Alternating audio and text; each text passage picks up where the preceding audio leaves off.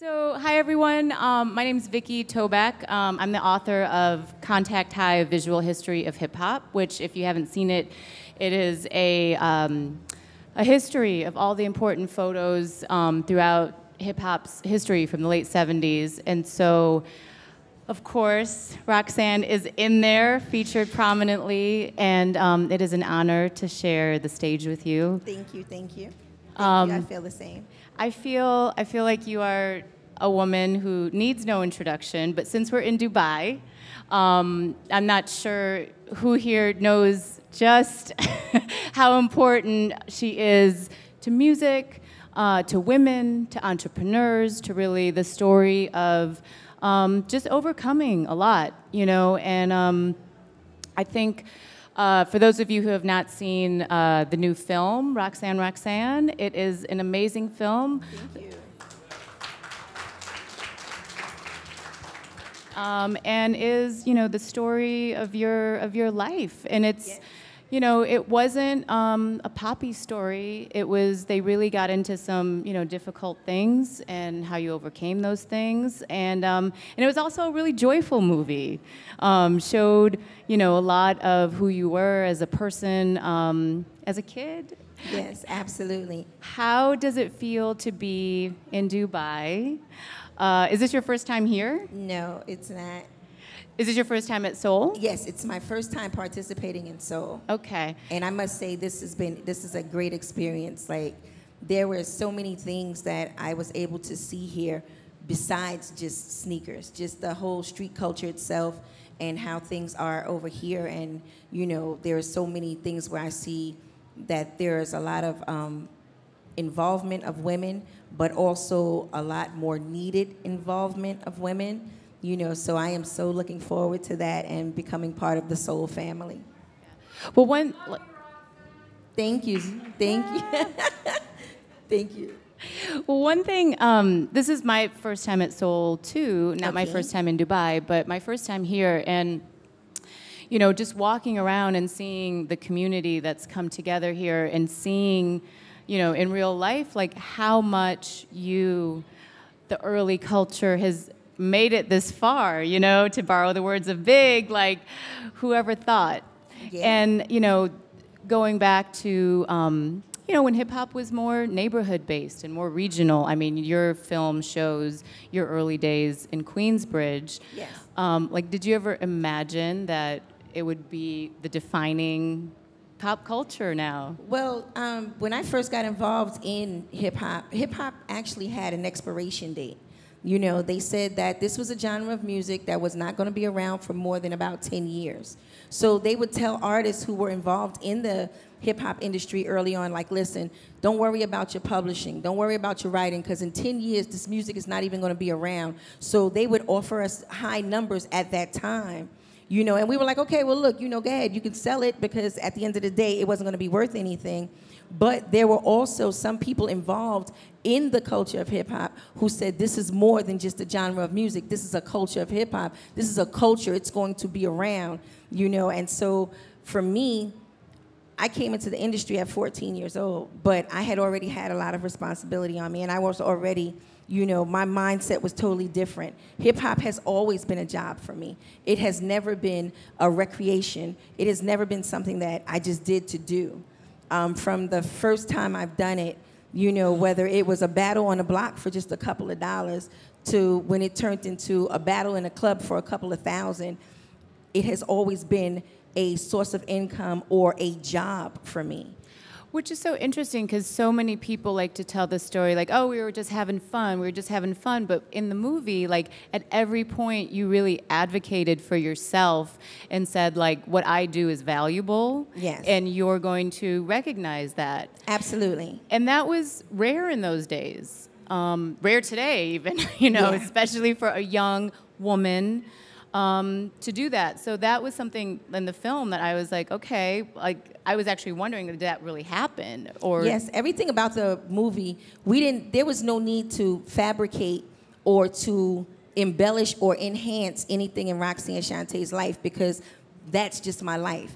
In reality, honestly speaking, what we did was we toned down some things because we were afraid that we weren't going to get a rating if we just put it out there how everything took place, you know, everything that had been done. We wasn't sure about that. And also, too, one of the main things that I stressed about the movie was that I wanted it to be a movie that families could watch together. So besides the profanity, if you notice in the movie, there's absolutely no nudity.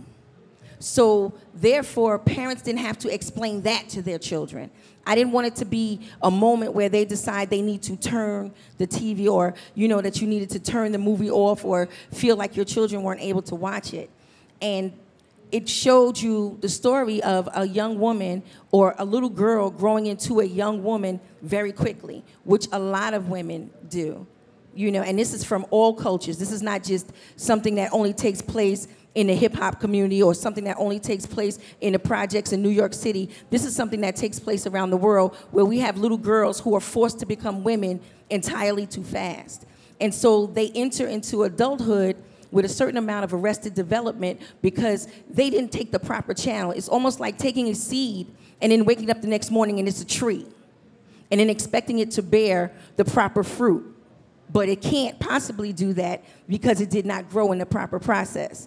So I wanted parents, especially fathers, to see how important it is to be in their daughters' lives. And even if it's an absence of a father, the purpose of uncles and big brothers to step up and understand that this is what our young ladies are going through. And then also in a culture that is so internet-based and so social and so public, I wanted it to be where a little girl would be able to look at the movie and say, that's what I'm going through. And at the end of it, understand that she doesn't have to become a stripper, a drug addict. She doesn't have to become some abused wife in order to survive. She can say, okay, you know what, Roxanne Shante went through all of this and still turned out like this. You know, so I really wanted to show that happily ever after possibility in the movie. And I hope that I did that, you know, I hope so. Well, adding on to that, what I thought was also really beautiful about the movie was it didn't just show one success story. It showed, you know, peaks and valleys in your life. Like, you became super successful. Yes. But that wasn't the end of the story. Then you had your challenges as a woman with relationship problems, and then you came back. So a lot of times I think, you know, women get discouraged when, you know, they think there's just one point where to be a success, and then if they, you know, have a child or, you know, something happens, that's it. But then, you know, to come back again is not a story that you hear a lot, right? Because it's real. It's like, it's right. real life. I think what it is the fact that a lot of people are afraid to show their failures, are afraid to show their flaws, are afraid to show the times when things didn't turn out the way they were supposed to. And so instead, they want to cover it up, or they want to take pictures but only show the best picture. Like, anyone who in here who follows me on social media knows that I will post a bad picture in a minute. You know, I will talk about a bad situation in a heartbeat. And that makes me so relatable because every day is not a perfect day. And I felt that that is something where we mislead our young ladies. We mislead them thinking that, so then they struggle to have these perfect lives. And they need to know that, no, that's not the case. You know, Bentleys get flats also. They just never show you the Bentley on the side of the road with the flat, you know, because they want you to think like, nah, nothing ever happens. But if that was the case, we wouldn't have flatbeds to be picking up these Bentleys from the side of the road. You know what I mean? So I wanted to be able to show that, and I felt comfortable and very open in telling people, like, okay, look, this is my story, this is what I went through, this is what I've survived, and to actually owe it all to hip-hop and be able to say, well, look, I was able to survive this because I made music the soundtrack to my life, but every song wasn't a great song. You know, some days I might be having a DMX day. You know, those could be those rough days. You know, I'll play some DMX and, baby, it's a rough day. When I get out the car, I'm a whole new person. You know, but then there can be some days where I check the mailbox and there's a large check. Then that's a Jay-Z day. You know what I'm saying? I'm gonna play Jay-Z all the way to the bank. I'm gonna be smiling and everything. I'm gonna be humming it. It's a hard knock life. Like, it's gonna be all on my head the whole way. You know, that type of situation where I have made hip-hop the soundtrack for my life. And I wanted other people to identify with the fact that everything is not going to always be great. Every day is not going to always be pretty, but every day is yours to make something out of it. You know, I had a great conversation with Nas, and we were talking about the fact that coming from Queensbridge Projects, coming from drinking water in the bathroom, to here we are, you know, drinking sparkling water here in Dubai by invite. You know, because anybody can travel anywhere if you buy a ticket. But it's another thing to be invited to these great places, to be invited to South Africa, to come to the airport and have somebody with a sign with your name on it saying, listen, we want you here. You know, for us, that was one of those moments like, look, we really fucking here. Like, look at this, you know, like this is us right now. You know, people want to take a picture with you instead of just taking a picture of you, you know, and you want to be that type of person. So I just wanted to be able to do that, you know, and I try to make sure that it's so coming to an event like Sole, coming over here, and, you know, I would be lying if I said that it wasn't a dream come true, because every place I go, for me, is a dream come true. I could go to the corner bar and say, you know what, I never even dreamt I was going to be in this bar. You know, but it could be the same thing as, you know, being in the top of, you know, the Eiffel Tower, being able to look all over past and say, wow, you know, I never even dreamed I would be here either. So, yeah, so I'm humbled and honored. Yeah, thank you. Well, I know you do your radio show now in New York. I have a radio show called Have a Nice Day that's on every day, Monday through Fridays from 4 to 7 p.m. with my DJ Silk. And what we do is we do old school music, and it's on Sirius XM, channel 43, LL Cool J's Rock the Bell station. You can listen to it every day.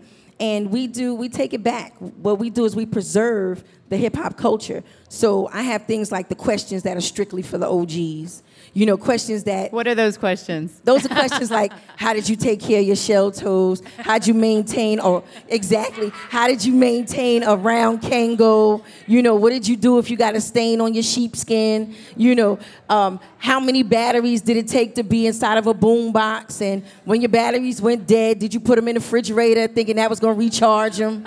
You know, how did you fix your TV? You know, did you put a hanger in it? You know, things that a lot of this younger generation may not be able to relate to because everything is so electronic, you know, and not to take anything away from the younger generation, because I'm that happy aunt. So when they see me, you know, I'm not that angry, disgruntled, you know, old school MC. Like, when they see me, they smile because they know I'm going to bring that laughter and bring that fun. And so that's what I do on the radio station every day. You know, we cover everything like that. Yeah. Well, one thing, you know, speaking of analog days, so one of the things in this book, it's because it's in a time before digital, a time before Instagram. So we show a lot of the mistakes and a lot of the outtakes. And so your shoot is in here, the Have a Nice Day shoot, which came right on the heels of the Bridge Wars. Yes. So you've been at the center of so many important photos based on important moments. How did you think about your image back then, or did you really think about like the long term, like how you wanted to be portrayed? How was your interaction with people who were documenting you? Actually, I didn't really look at, you know, preserving an image then, and sometimes I don't even give a fuck now, to be you know, sometimes it could be a moment where I'm like, okay, you know, my son will step up and step in and be like, Ma, you're a brand, remember that. You know, take that down now, you know, that type of thing. So for me back then, what I've done is I've always been Roxanne Shante. I've never changed. So the same Roxanne Shante you get on stage is the same Roxanne Shante you get off stage. The same way I am at home is the same way I am outside. So I never tried to preserve it, and I think that's why when someone says they're a Roxanne Shante fan, they literally stay a fan for life because they know that I am the same all the time. Like, if I'm no nonsense with this, even outside of the public, I'm still no nonsense with this. And I show it, you know, I believe in doing that because I like to live comfortably. So if I don't like something or I don't agree with something, I say it, and, you know, I think people expect that of me. Do you like where women are in hip hop today? Yes, I do. When it comes to women in hip-hop today, I am very proud. I am proud of the leaps and bounds and strides we have taken. I am proud of the fact that they are in control of their business decisions, deciding what they're going to do, when they're going to do it. I am very, very proud of all the women who have stepped out and decided to be independent artists and put their music out themselves rather than subject themselves to trying to get a record deal and everything else that may come along with that, you know. So, yes, I love it. Now, do I always agree with everything that everyone says on a record? Absolutely not. But I don't agree with my sisters every time they say something. So, but I still love them for it, and I understand that they are allowed to do that. But when it comes to females in hip-hop today, I am very proud of where it is today, and I see nothing but more positive growth from females in hip-hop because of the level of strength we have today. You know, this is definitely a woman's time, and I am just glad that I am here to see it, because there were some years when I thought that maybe I wouldn't be around to see when every woman speaks up for themselves, or every woman decides that I am bold enough and strong enough to do this on my own, or that they feel like, okay, you know what? I'm going to learn about these contracts before I go and buy these contacts. You know, a lot of times people think that it's all about the exterior and how they look. To see so many women saying, look, this is who I am, and coming across naturally as who they are has been a dream come true for me, and I am very proud of my sisters in and out of hip-hop. So ladies, I am very proud of you. So we want to make sure to get some questions in. I know the last panel did not have time for questions, so I want to make sure that we do open up the floor. Is there someone with a mic, or I think we can just freestyle it.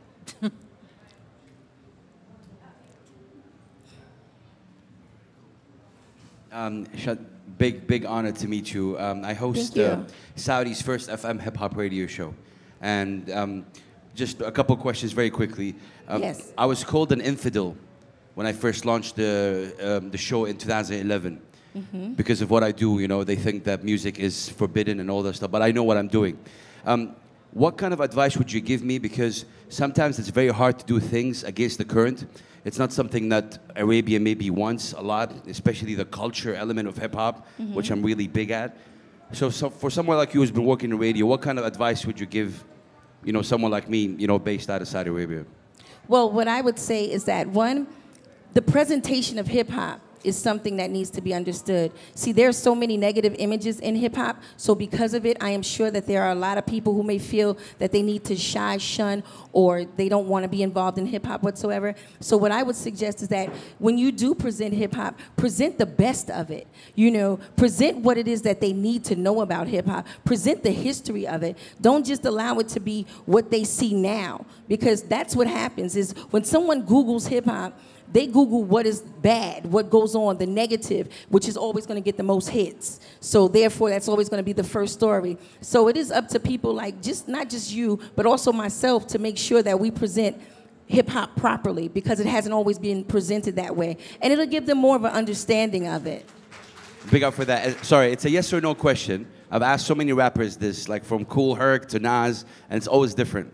So I'm asking you, for a rapper, does he or she need to learn the culture to be called a rapper? Yes or no? Well, anyone could be called a rapper. You definitely need to know the culture to be called an MC. So, but anyone can be a rapper. You know, I think that's, you know, available to anyone who's able to go over a beat with any type of flow of rhymes. But you definitely need to know the culture if you choose to call yourself an MC. So, you know, that's my take on it.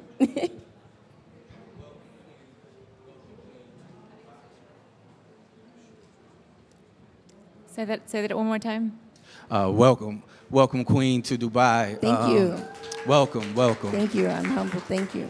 My question is, what is the future role of hip hop in politics? we've definitely made a statement in fashion and industry, but what is the role of hip hop in politics, whether it's in the U.S. or globally? Can you answer that, or what's your thought on that? Well, honestly, we saw when we had Barack Obama as president that hip hop was actually played in the White House. So I'm a firm believer that wherever a music is played, wherever a genre of music is played, eventually an artist will occupy that space. So maybe that's me with wishful thinking, but at the end of the day, I'm sure that we will see some MCs in great political positions, if they're not already. Because, you know, a lot of times people feel that they should not say how much they love hip-hop if they're a professional. You know, the world's just not ready for that. But I'm sure a lot of them are busting rhymes in a lot of offices somewhere when the doors are closed. So right now, we got a hidden MC somewhere in a great position that's just waiting to battle somebody. Absolutely, but no, I do. I see hip-hop, and I definitely see hip-hop artists and MCs involved in politics, because we are now, you had the Rap to Vote, you've had so many things that hip-hop has been involved in. It's only right that eventually an MC will occupy those spaces. Yes, I do see that. The sister in the back, if someone could get a mic to the sister in the back, please.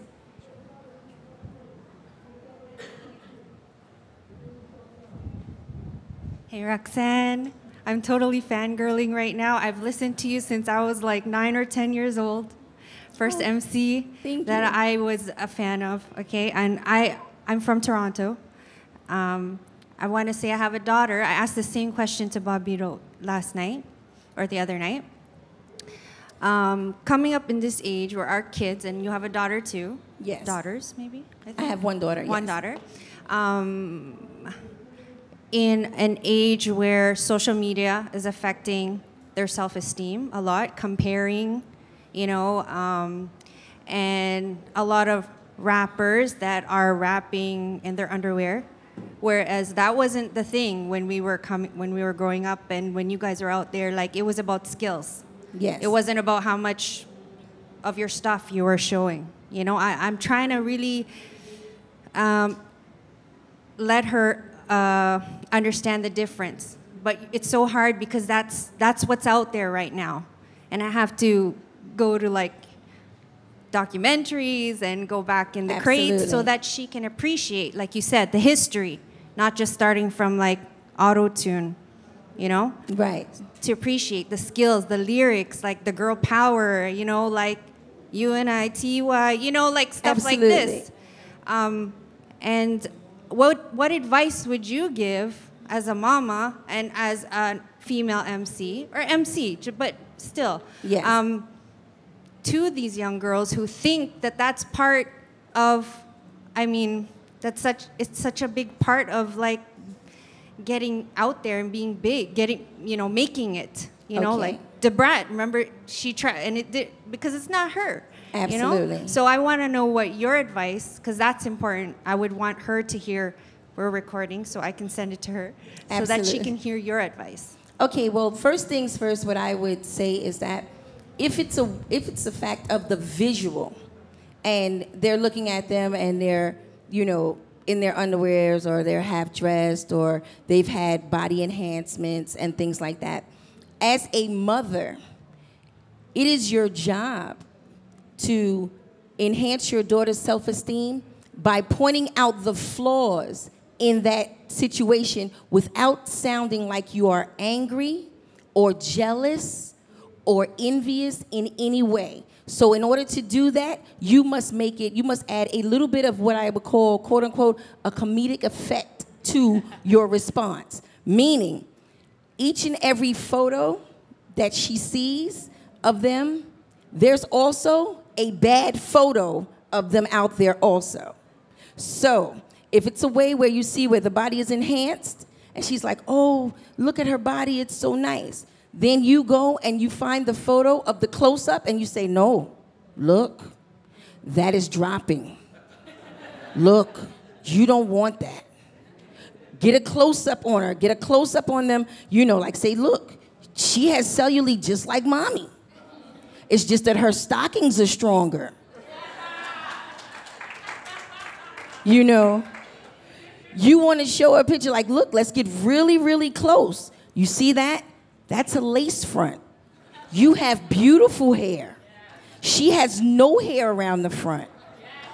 So what you do, and this is not to belittle or down my sisters whatsoever, but this is also to point out the truth to my little sisters so that they can understand that they may not require all of those things. Whatever they choose to do as an adult is their choice to make as an adult. But I cannot allow you to brainwash her as a child to make her want to do these things. So then what you do is you say, listen, hold this. And you're gonna go and get you like a little waist trainer. You're gonna wrap it around her really, really tight. And you're gonna say, see, that's why her waist looks like that.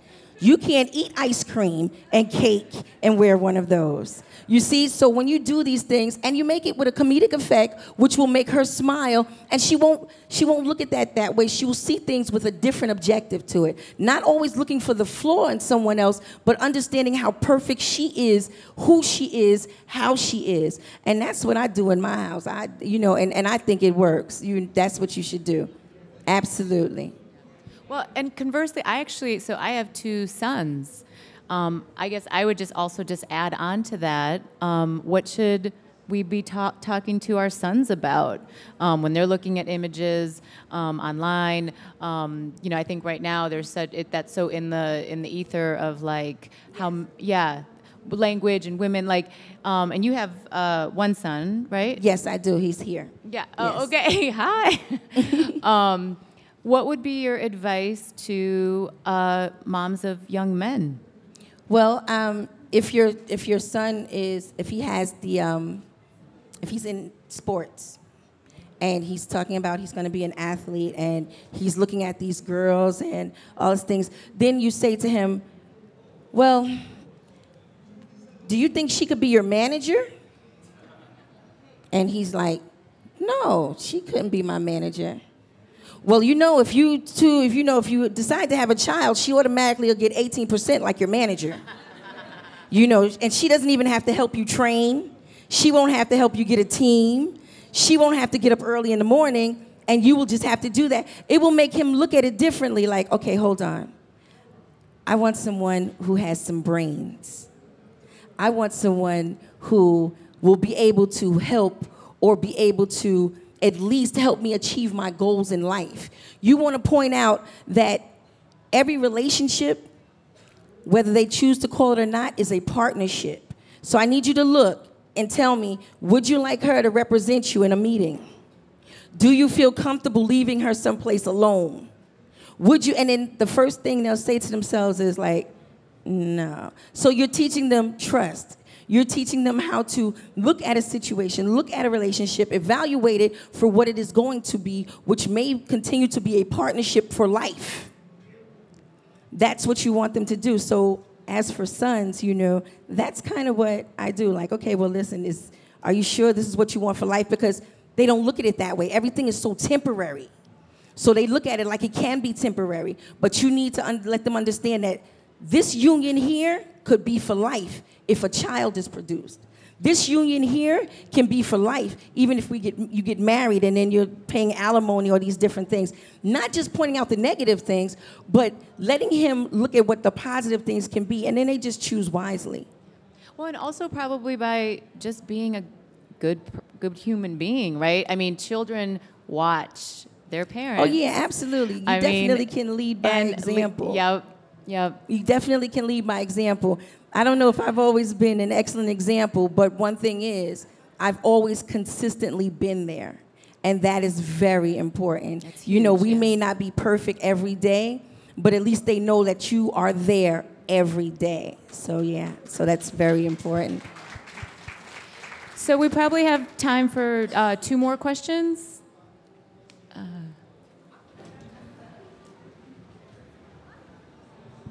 Hi, thank you.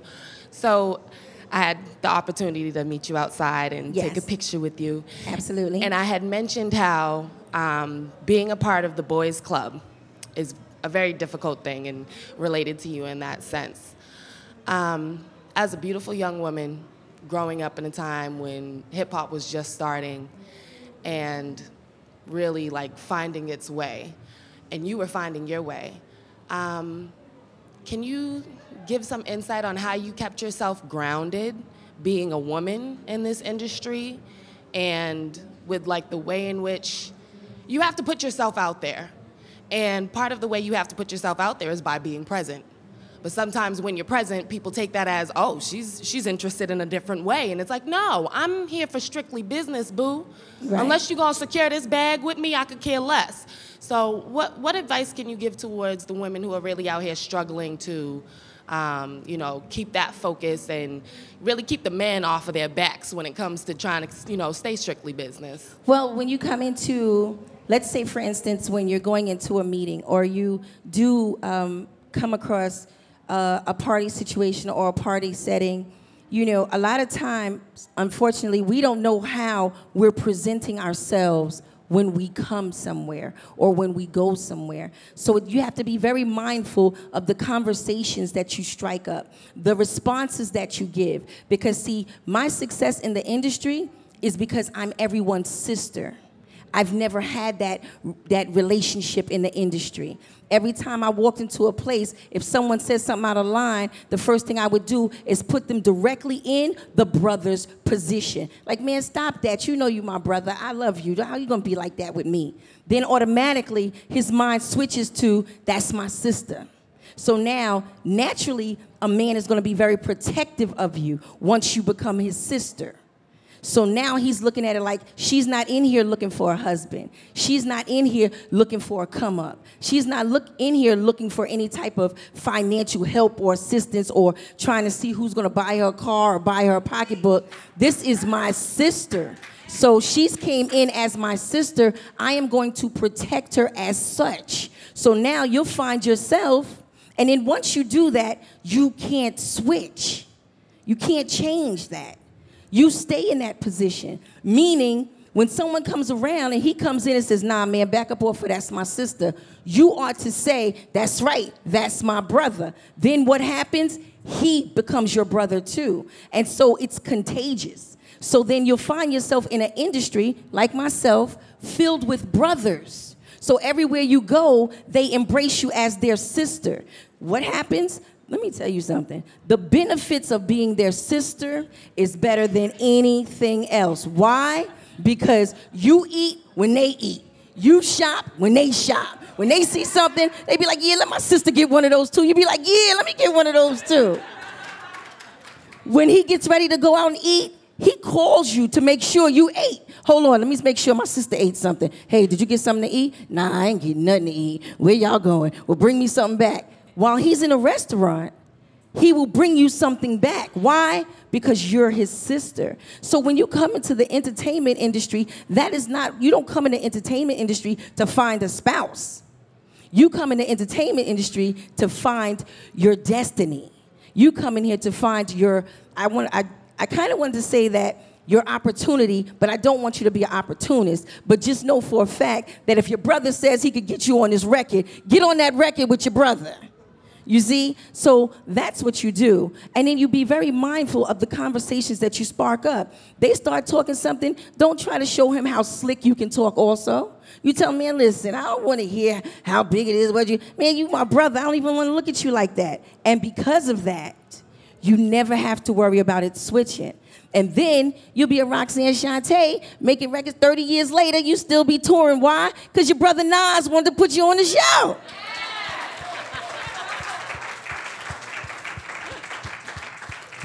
So that's the Roxanne Shante answer to that. I feel like you need an advice book. That might be next. You need an advice book. Absolutely, yeah. Absolutely, absolutely. All right, last question. Anyone? Yep.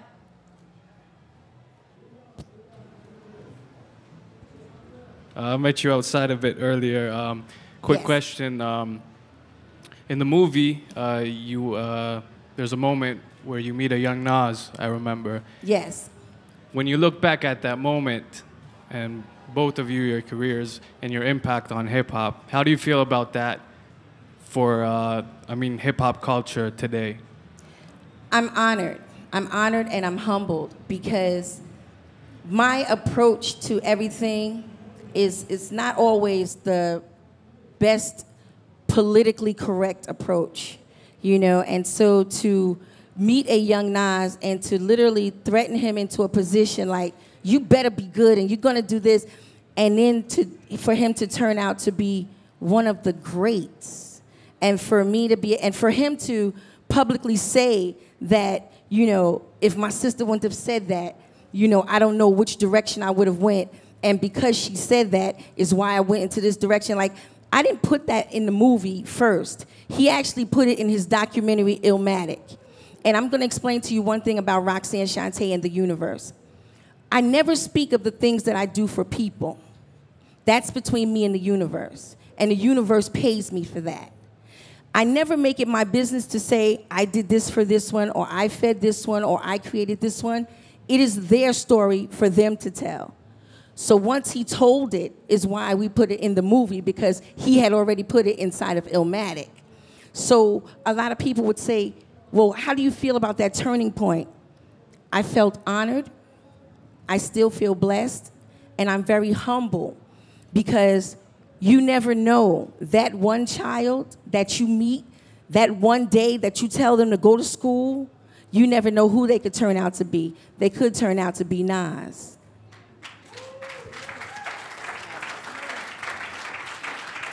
And the manifestation of that day is going to be tonight, right? Absolutely. Where Nas and Roxanne Shante will take to the stage. Yes, yes, absolutely. So that is going to be a historic moment, right? Yeah, it is. I'm so excited. So hopefully everyone here will be here to witness that. And yes. Thank you so much. Thank you for having me. Thank you. And everyone, don't forget Contact High. It's a wonderful book. If you are into hip hop, this is a must-have. Not just a must-look or must-read. This is a must-have. Please believe it. Oh, thank you. Oh, they want to know where they can get it. It's at the Reebok booth. Yeah, you can buy it at the Reebok booth. Maybe. We'll see. Oh, look at me. I'm already selling your book. Meet me behind the booth. No. You see me? I'm already selling the book. I'm like, yeah, go on over there. You can buy it over there. Yeah. But yeah, come check it out. We have actually there's like a minor exhibit of the book over there, and yeah, your photo's amazing in there. I Thank you. love it. Yeah, thank you. All right, thank you, everyone. Thank you so much.